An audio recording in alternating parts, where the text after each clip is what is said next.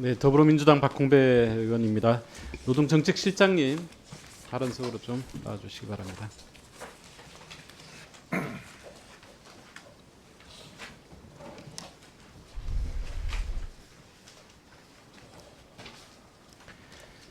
네, 내일이면 감정노동자 보호 조치를 위한 산업안전보건법 개정안 시행한 지 만 6년이 됩니다. 알고 계시죠? 예. 네네. 일명 감정노동자보호법이라고 불렀죠. 그런데 현장에서는 감정노동 보호 조치가 잘 되지 않는다는 지적이 많습니다. 특히 다수의 콜센터 감정노동자들이 법의 보호를 제대로 받지 못하고 있다는 건데요. 영상을 한번 보시겠습니다. 의원님 말씀 중에 죄송한데 그거는 저기 산안본부 소관 네네. 예. 540여 예, 산업안전본부장입니다.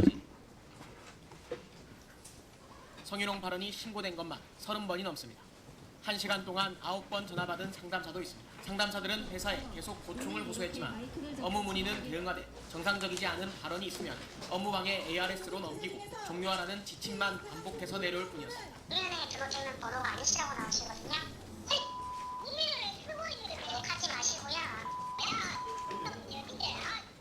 회사에 보고하니 오히려 사과를 요구했습니다.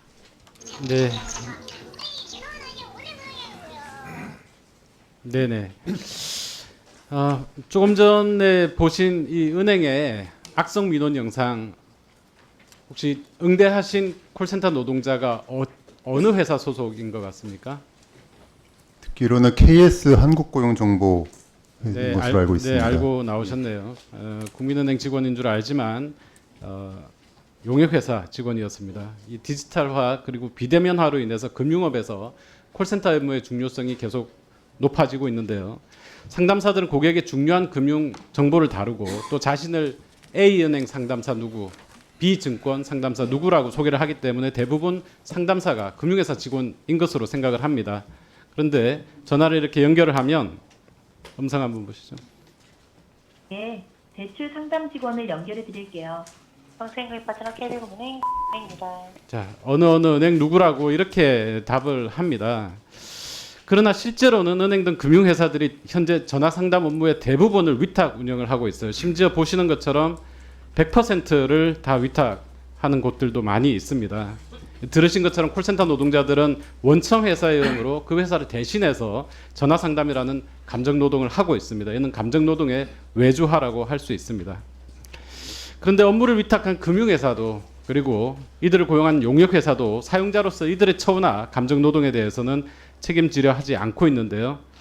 올해 6월 한 콜센터 용역회사가 지방노동위원회에 제출한 교섭 혜택 관련 부당노동행위 진정사건에 대한 답변에서 회사는 고용한 노동자에 대해 원청이 모든 것을 결정한다면서 자신들은 아무런 재량권이 없다 이런 식으로 답을 했어요. 사실 이게 팩트죠. 콜센터 용역회사 노동자들의 임금 그리고 근로조건은 원청인 금융회사가 용역회사에 주는 도급 단가에 의해서 결정이 됩니다. 그리고 뿐만 아니라 원청은 용역회사에 매달 실적 목표치를 배정하는 등 단순 업무 위탁이 아닌 직접 업무 지휘 수준의 지휘가 이루어지는데요. 이 표가 어떻게 되어 있냐면 366명의 상담사를 고용하는 당신 업체에서 예금 담당을 105.25명을 운영을 해서 하루에 109,008통의 전화를 받아서 월 20일 23만 1,166통의 전화를 받으라는 목표를 준 거고 이 목표를 달성하지 못하면 계약을 해지한다든지 뭐 이렇게 되는 거예요. 업체는 당연히 또 직원들에 대해서 콜 포기율을 낮추라, 대기 시간을 줄이라라고 노동 강도를 올릴 수밖에 없습니다. 그런데 금융회사들은 법적 책임과 사용자성을 회피하려고만 할 뿐 노동자들의 처우 개선 요구에 대해서는 위탁 용역업체 소속이라 아무것도 해줄 수 없다며 한 20년을 버텨왔습니다. 자신들을 위해서 자신들의 업무를 하는 노동자들을 고용관계가 없다면서 책임을 회피하는 것은 전형적인 고용 털어내기죠. 금융회사가 콜센터 업무를 외주화해서 저비용으로 간접 고용하고 심지어 노사관계까지 회피하는 것은 기업의 사회적 책임, ESG 경영에 반하는 행태입니다. 금융회사뿐만 아니라 최소한 정부와 공공기관은 콜센터 업무를 용역업체에 외주화해서는 안 되지만 많은 정부와 공공기관들 역시도 외주화하고 있습니다. 앞서 보신 콜센터 용역회사의 진호의 답변 사례에서 확인을 하신 것처럼 권한 없는 사용자와의 교섭만을 인정하는 현행 노조법 2조의 사용자 정의를 개정하지 않으면 이들 노동자들의 헌법상 단체 교섭권을 보장할 방법이 없습니다.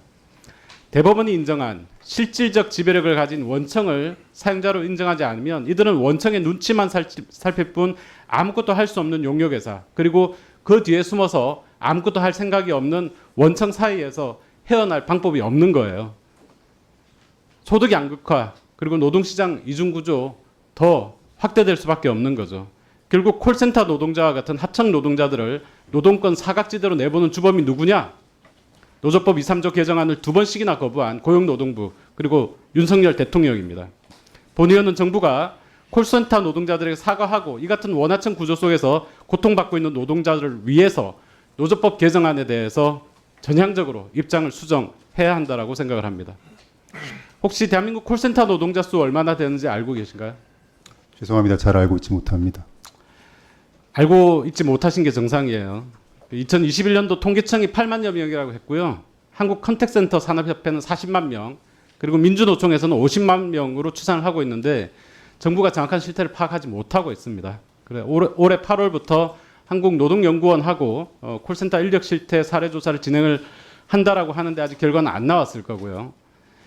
자, 실장님 앞서 본 의원이 제기한 문제들에 대해서 전반적으로 공감을 하시죠?